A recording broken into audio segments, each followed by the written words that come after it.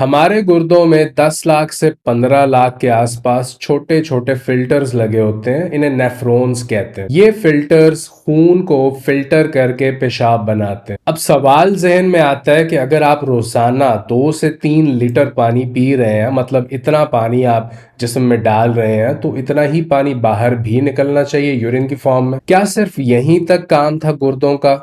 आप ये जान के हैरान होंगे कि गुर्दे रोजाना 180 लीटर फ्लूइड को रिसाइकल करते हैं। गुर्दों का काम हर वक्त चलता रहता है। ये आपकी बॉडी में मौजूद प्रोटीन्स, न्यूट्रिएंट्स, हार्मोन्स और 99% वाटर को रिसाइकल करते हैं। गुर्दों में मौजूद फिल्टर्स यानी नेफ्रॉन्स में सेंसर्स लगे होते हैं जो हेल्प करते हैं आपकी बॉडी को हाइड्रेटेड रखने में। मतलब बॉडी को जितना पानी चाहिए उतना रखते हैं, बाकी बाहर निकाल देते हैं। ब्लड प्रेशर को बैलेंस्ड रखते हैं। विटामिन डी को कन्वर्ट करते हैं active form of vitamin D में। बॉडी में मौजूद टॉक्सिन्स और ड्रग्स को बाहर निकालते हैं। मतलब कोई भी जहरीली चीज अगर बॉडी में मौजूद है तो उसे बाहर निकाल देते हैं। मैं समझता हूं कि अगर हर किसी को इन छोटे छोटे फिल्टर्स का पता हो कि कितना बड़ा काम कर रहे हैं ये बॉडी में, तो कोई सोच भी नहीं सकता कि वो इन फिल्टर्स को नुकसान पहुंचाने वाली कोई चीज अपनी बॉडी में डाले। इंसान की उम्र बढ़ने के साथ साथ इन नेफ्रॉन्स की तादाद हमारी बॉडी में कम होती जाती है। गुर्दों के फेलियर पे इन नेफ्रॉन्स की तादाद आधे से भी कम रह जाती है और ये फिल्टर करने की सलाहियत खो देते हैं। डायबिटिक नेफ्रोपैथी, इन नेफ्रॉन्स में मौजूद प्रोटीन्स और प्रोटीन स्ट्रक्चर्स के साथ शुगर का रिएक्ट करना। मेडिकल टर्म में इसे ग्लाइकेशन कहते हैं और ये वजह बनती है इन जरूरी प्रोटीन्स की अनअवेलेबिलिटी की। आपकी बॉडी में इन प्रोटीन्स की जरूरत थी, लेकिन शुगर इतनी ज्यादा है बॉडी में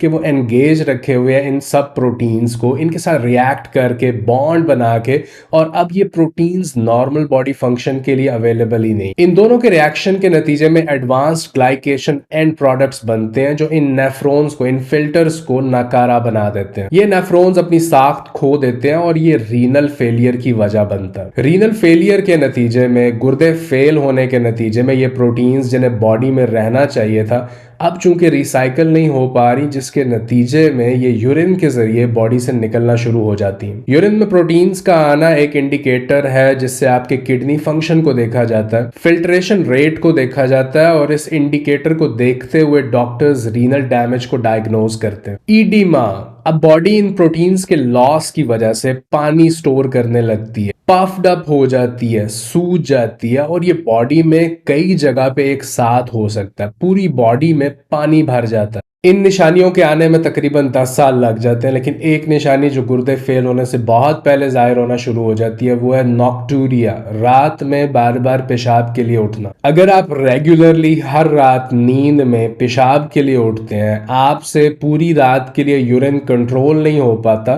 तो ये जाहिर करता है कि आपकी किडनीज नॉर्मल फंक्शन नहीं कर पा रही। सेम मसला उन पेशेंट्स के साथ भी होता है जो शुगर का शिकार। इन दोनों केसेस में बड़ी सिमिलैरिटी है, दोनों मिलती जुलती हैं कि डायबिटीज की निशानियां जाहिर होने में भी अमूमन 10 साल लग जाते हैं। तो किडनी प्रॉब्लम्स और डायबिटीज साथ साथ चलती हैं। डायबिटीज 4 तरह के बॉडी टिश्यूज को खराब करती है। किडनीज जिनकी हम बात कर रहे हैं, आंखें, नर्वस सिस्टम, और आर्टरीज, खून की नालियां। देखिए, आपने सिर्फ नॉक्टूरिया को मैनेज करना है, किडनीज और डायबिटीज साथ साथ मैनेज्ड होती जाएंगी। नॉक्टूरिया को आप बड़ी आसानी से ट्रीट कर सकते हैं सिर्फ अगर आप अपनी ब्लड शुगर लेवल को बैलेंस्ड कर लें और अगर आप कम शुगर अपनी बॉडी में डालें। हमारी रोजमर्रा खाने की चीजों में छुपी हुई शुगर के बारे में हमें जानना है। कार्बोहाइड्रेट्स, छना हुआ आटा, पास्ता, सीरियल, समोसा, पकोड़ा, जलेबी, ये शुगर के पहाड़ है। मतलब इनमें कार्बोहाइड्रेट्स की मिकदार बहुत ज्यादा होती है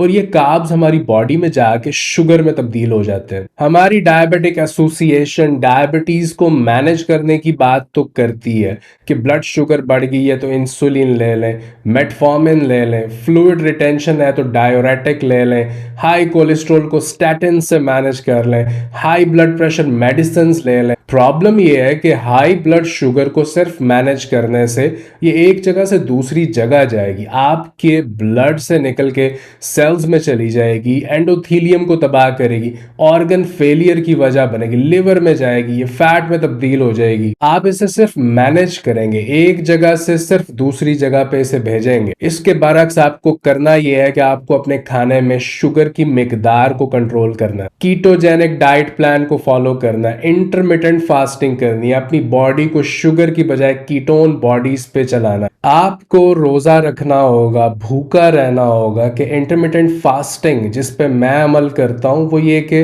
दिन में 16 घंटे आप भूखा रहते हैं और 8 घंटे के टाइम फ्रेम में आप खा सकते हैं। सैलेड को अपनी खुराक का हिस्सा बनाएं कि इसमें फाइटोन्यूट्रिएंट्स होते हैं। फाइटोन्यूट्रिएंट्स नेफ्रो प्रोटेक्शन करते हैं, आपकी किडनीज को हाई ब्लड ग्लूकोज से बचाते हैं, नेफ्रॉन्स को ऑक्सीडेशन से बचाते हैं, किडनी फंक्शन को नॉर्मल रखते हैं। मैंने ऐसा ऑब्जर्व किया है कि जब 2 डायबिटिक पेशेंट्स में से एक को फाइटोन्यूट्रिएंट्स दिए गए, मतलब सैलेड खाने का कहा गया, तो इस पेशेंट में हाई ब्लड शुगर होने के बावजूद कॉम्प्लिकेशंस नहीं आई। सैलेड में पाए जाने वाले फाइटोन्यूट्रिएंट्स एंटीऑक्सीडेशन प्रॉपर्टीज रखते हैं, ये हाई ब्लड ग्लूकोज से होने वाले बैड इफेक्ट्स को न्यूट्रलाइज कर देते हैं। यहाँ मैं उन लोगों से मुखातिब हूँ जो इनिशियल स्टेज पे हैं। डेफिनेटली अगर एंड स्टेज किडनी डिजीज का आप शिकार हैं तो उसमें आप सैलेड नहीं खा सकते हैं, because of high amount of potassium, calcium and other nutrients in it. Next remedy है जी 300 mg बेनफोर्टियामिन सप्लीमेंट का एक कैप्सूल आप हर रोज ले सकते हैं। ये एक टाइप है विटामिन B1 सप्लीमेंट की जो फैट सॉल्युबल है और अमेजिंग हेल्थ बेनिफिट्स रखता है। स्पेशली डायबिटिक कॉम्प्लिकेशंस को दूर करता है, ग्लाइकेशन इफेक्ट को कम करता है, ऑक्सीडेटिव स्ट्रेस को कम करता है, सेल्स को प्रोटेक्ट करता है, डायबिटिक रेटिनोपैथी मतलब शुगर की वजह से आंखों के रेटिना का मुतासर होना, नजर की कमजोरी, इसकी मैनेजमेंट में मदद करता है। नेक्स्ट रेमेडी है जी हल्दी,